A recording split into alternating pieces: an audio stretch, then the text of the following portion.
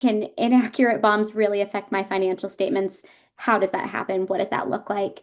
I'll let the financial expert here take the first stab.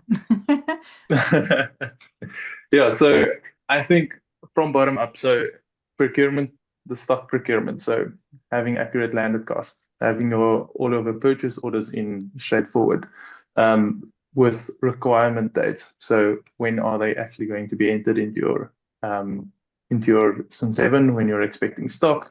That allows you to plan your production around those.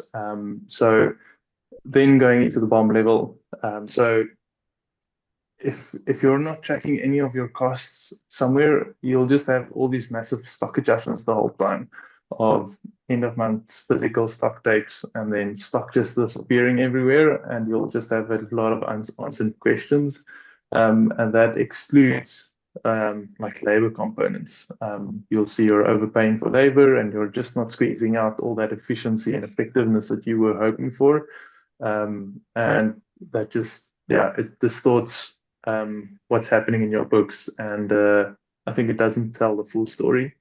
And then where that leads into is the sales process side, obviously, about when sales are fulfilled and when those cogs are pulling through, and how that all ties into like cash flow forecasting.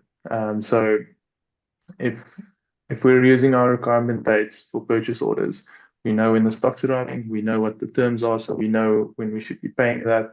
Same goes into the BOM when we fulfill it. I don't know if I fully explained that. I think you did. Sarah, do you have anything you'd Okay. like to add to it? Yeah, you got the hamster wheel going there. Andre. Like I was thinking, not only just, are we fulfilling sales orders, but I'm thinking also in terms of forecasting, like sales forecasting. Like if I want to see, an idea of where we could be projected in a couple of months.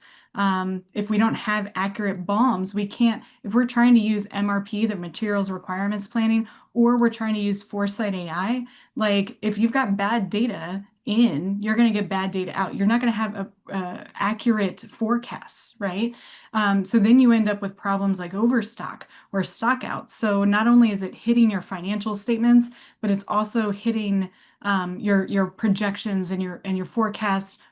You end up with too much inventory or not enough inventory, which just completely messes you up, and it's just going to cause misleading P&Ls. And so yeah, I see it as, like you were saying, it's just a big ecosystem. Like it's just everything's connected for sure.